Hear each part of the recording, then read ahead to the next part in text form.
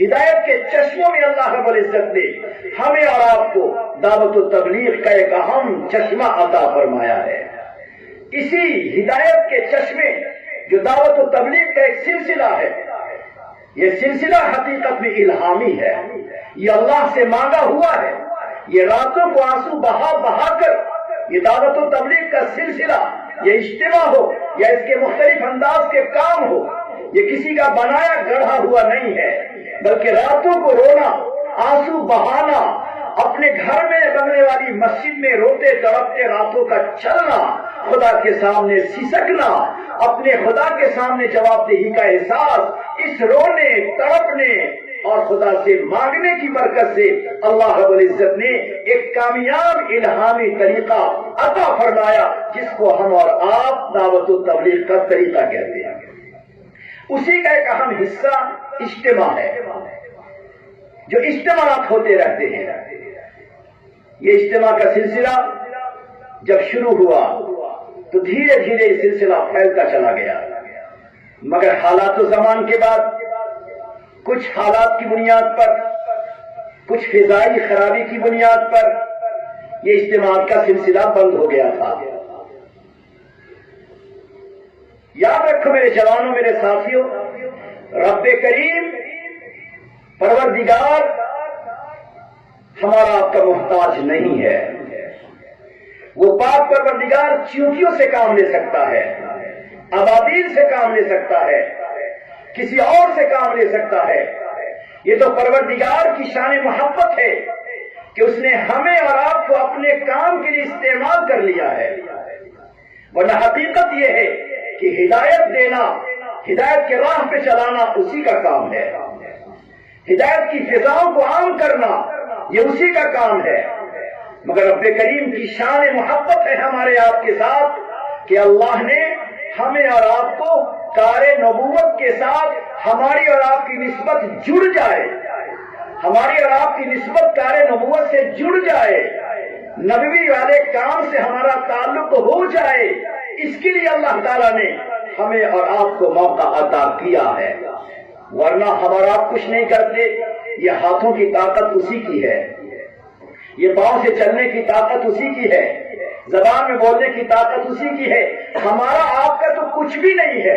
اب ایک لمحے میں اگر اللہ کا اشارہ ہو جائے، انسان بیٹھا بیٹھا اپنگ ہو جائے، ایک لمحے میں اللہ کا اشارہ ہو جائے، انسان کی آنکھیں جھپک جائے، ایک لمحے میں اللہ کا اشارہ ہو جائے، انسان اپنے پاؤں سے معذور ہو جائے، ایک لمحے میں اللہ کا اشارہ ہو جائے، کل کی صبح اس کے بدن پہ کفن آ جائے۔ ہمارا آپ کا خود ہمارے جسم، ہمارے بدن، ہماری زبان، ہماری آنکھوں میں جو کچھ ہے وہ ہمارا ہی نہیں ہے، وہ سب اسی کا ہے۔ تو جو اسی کا ہے، اسی کے ہدایت کے کام میں لگنا یہ اسی کا فضل و کرم ہے۔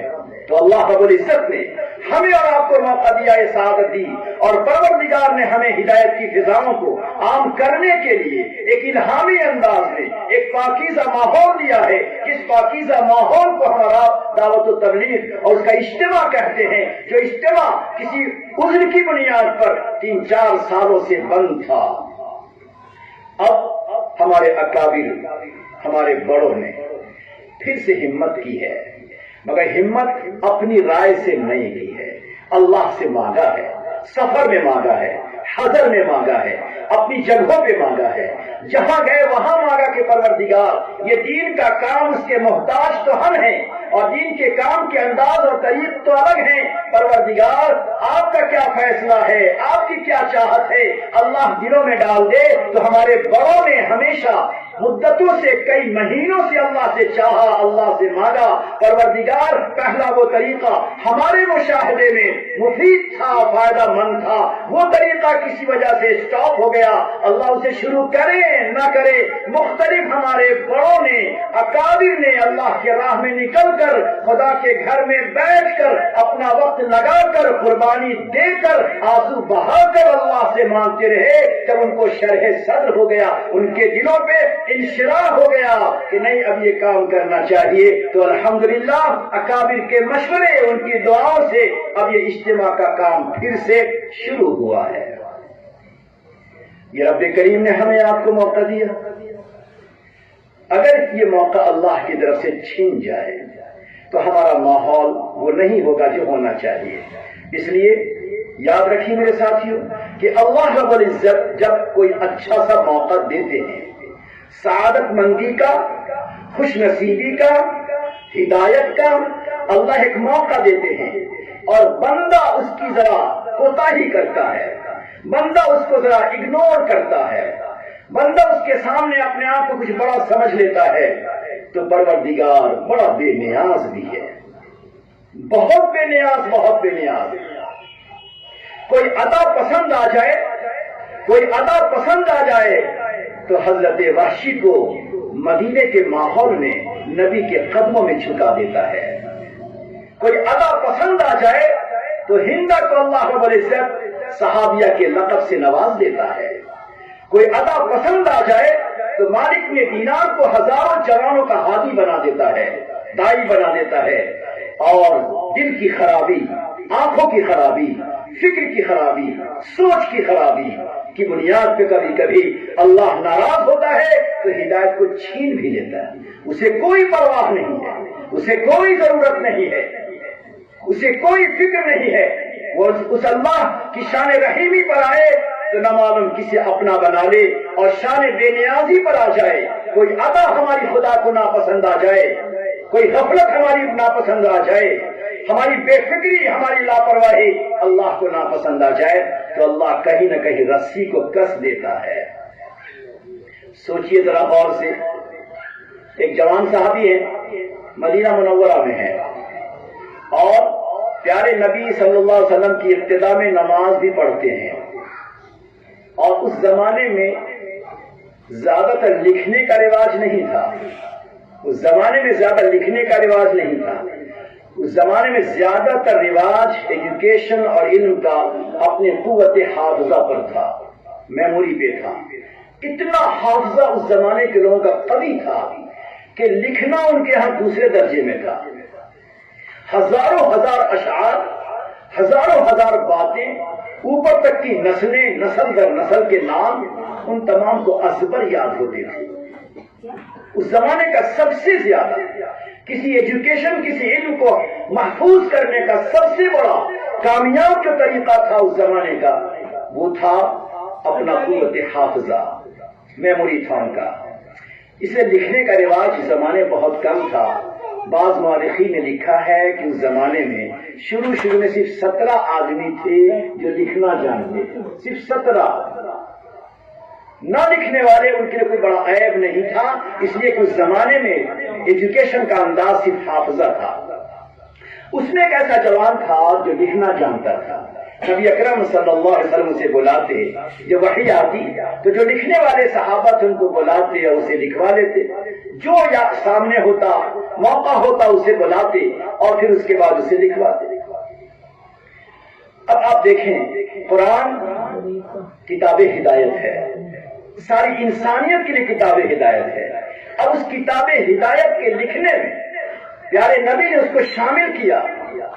ایسی سعادت اسے ملی، مگر ایک دفعہ دل میں کچھ ٹیڑھا پن آیا، کچھ خیال ذہن میں آنے لگا، کچھ بڑاپن ذہن میں آیا، اور ایک جملہ اس کی زبان سے نکل گیا. وہ جملہ نکلنا تھا، وہ بات نکلنی تھی بے ادبی کی، گستاخی کی، جرأت کی، کہ اللہ رب العزت کو اس ماحول میں وہ بات پسند نہیں آئی تو اللہ نے ہدایت سے محروم کر دیا. اب ہدایت سے محرومی کس طرح سے ہوئی وہ ذرا دیکھیے. اب ایک دم سے اللہ کی طرف سے ہدایت کا سلسلہ جب بند ہوا تو وہ بندہ کو مدینے کا ماحول اب پسند نہیں آ رہا ہے. جو آپ کی ابتدا میں آپ کے پیچھے سجدہ کرتا ہے، آپ کے سامنے دوزاروں بیٹھتا ہے، مگر خدا کی طرف سے ہدایت ملنے کے بعد اب ہدایت چھنتی ہے تو مدینے کا پاکیزہ ماحول، وہ دعوتی ماحول، وہ دین کا ماحول، وہ اخلاق والا ماحول اسے پسند نہیں آتا. پھر اس کے بعد آپ سے بھی اس کے دلوں کی دوری ہو جاتی ہے، یہاں تک کہ اس ماحول سے اللہ نے اسے پھینک دیا اور وہاں سے نکل کر وہ مکہ چلا گیا. مکہ مکرمہ جا کر کافروں سے جا ملا اور وہاں جا کر اس نے اپنی زبان سے، کھلی زبان سے انکار کر دیا، مرتد ہو گیا. یہ کیوں ہوا میرے ساتھ؟ پروردگار نے کتنا پاکیزہ ماحول اسے دیا تھا، نورانی ماحول اللہ نے اسے دیا تھا. اگر اس کی وہ قدر کیے ہوتے، اگر ان کے دل میں سچی طلب ہوتی اور قدر ہوتی تو کبھی محروم نہ ہوتے. اللہ رب العزت کبھی تو سزا دیتے ہیں تو کچھ حصہ ظاہر کرتے ہیں، اور عبرت کے لیے کبھی کبھی پروردگار کچھ اور بھی ظاہر کرتے ہیں. اب یہ بندہ مکہ مکرمہ پہنچا، طبیعت خراب ہوئی، وہیں ڈیتھ کر گیا، وہیں مر گیا جوان. اب وہاں لوگوں نے سوچا کہ مدینہ سے آیا بھاگا ہوا ہے، لوگوں نے کھڈے کھودے، قبر کھودی، اس میں رکھا، رات میں اسے دفن کیا. صبح ہوئی تو دیکھا زمین نے اسے باہر پھینک دیا ہے. پروردگار کی شان غضب کس بنیاد پر؟ ایک پاکیزہ ماحول، ایک بہترین ماحول کے ملنے کے بعد جہاں ہدایت اور ایمان و یقین کو بڑھایا جا سکتا ہے، اس ماحول کے اندر ایک بے فکری، زبان سے جرأت کی باتیں اللہ کو ناپسند آئی، زمین نے بھی قبول نہیں کیا. 2 دنوں تک اسے لوگ دفن کرتے رہے رات میں. ہر صبح دیکھتے کہ زمین اسے باہر پھینکتی ہے، یہاں تک کہ وہ لوگ بھی عاجز آ کر اسے چھوڑ دیا، درندوں نے اسے پھاڑ کھایا. میں بتانا چاہتا ہوں کہ رب کریم کو اپنے بندے، اپنے جوانوں کی کوئی ادا اگر پسند آتی ہے تو اللہ رب العزت ہدایت کے راستے اس کے واسطے آسان کر دیتے ہیں. اور کوئی بات اگر اس کی زبان سے غلط نکلتی ہے اور بے فکری اگر اس کی زبان پہ آتی ہے، جرأت اس کی زبان پہ آتی ہے، ناقدری اس کے دل میں آتی ہے، ناشکری اس کی زبان پہ آتی ہے، تو وہی بات پروردگار ہدایت کو چھین بھی لیتے ہیں. پھر انسان اپنے آپ میں مرتا رہتا ہے، اپنے آپ میں گھٹن محسوس کرتا ہے، اپنے آپ کے اندر طرح طرح کی تکلیفوں میں رہتا ہے. پھر اسے سمجھ میں نہیں آتا کہ یہ مجھے کیوں ہو رہا ہے. اس لیے میرے ساتھیوں، میرے جوانوں، میں آپ سے صرف کہنے آیا ہوں، کوئی لمبا بیان کرنے نہیں آیا. میں کہنے آیا ہوں کہ رب کریم نے 3-4 سالوں کے بعد پھر ہمیں اور آپ کو ایک بہترین سا پاکیزہ دعوت کا ایک ماحول اللہ نے عطا فرمایا ہے. کیا میرے بندے اپنے گھروں میں رہتے ہو، سڑکوں پہ رہتے ہو، بازاروں میں رہتے ہو اور ادھر ادھر جاتے پھرتے رہتے ہو، اور ذرا ایک ماحول میں کچھ 72 گھنٹے نکال لو، 48 گھنٹے نکال لو، 3 دن 2 دن اپنے آپ کو ایک پاکیزہ ماحول میں ایک پنڈال کے نیچے آ جاؤ، جہاں نہیں معلوم کون سا جوان روتا ہوگا، کون سا بوڑھا خدا کے سامنے سے سکتا ہوگا، کس کا سجدہ اللہ کو پسند آتا ہوگا، کس کی تلاوت اس پہ رحمت برستی ہوگی، اور کس کا ذکر اللہ کا نور برستا ہوگا. ایسے نورانی ماحول میں چلے جاؤ. خدا کا نظام یہ ہے کہ جب کوئی انسان کسی ایک بندھن میں آ جاتا ہے، کسی ایک پنڈال میں آ جاتا ہے، کسی ایک خاص ماحول میں آ جاتا ہے، تو رب کریم شان رحمت کو رکھتا ہے. ایسی شان رحمت کہ اگر خدا کا کرم ہوتا ہے، کسی ایک کی عبادت پر خدا کا کرم ہوتا ہے، کسی ایک کی دعا پر خدا کا کرم ہوتا ہے، کسی کے آنسو پر خدا کا کرم ہوتا ہے، کسی کی تلاوت پر تو ایک پہ نہیں ہوتا، پورے مجمع پہ ہو جاتا ہے. اس بنیاد پر میں کہنے آیا ہوں جوانوں سے، میں کہنے آیا ہوں اپنے ساتھیوں سے کہ اپنے کام کی ترتیب کو آپ بدلیے، اللہ کی اس نعمت کی قدر کو پہچانیے، اپنے دین کی ضرورت کو سمجھیے. آپ پورے سال کام کرتے رہیں گے، آپ پورے سال اپنے ضرورت میں جاتے رہیں گے، بازاروں میں رہیں گے، سڑکوں پہ رہیں گے. میں آپ سے کہنا چاہتا ہوں، خدا نہ خواستہ، اللہ نہ کرے، اللہ نہ کرے، اگر پہلا ماحول آ گیا، اگر پہلا ماحول آ گیا، کیا ہم بازار جا سکیں گے؟ کیا دکانوں پہ جا سکیں گے؟ کیا تجارت کے لیے دوسرے شہر میں جا سکیں گے؟ کیا شادی بیاہ میں جا سکیں گے؟ نہیں جا سکیں گے. گھر کا دروازہ بیٹھ کر اپنے گھر میں بیٹھے پڑے رہیں گے. کہیں ایسا نہ ہو کہ ہمیں کچھ لگ جائے اور میرا آخری دن آ جائے.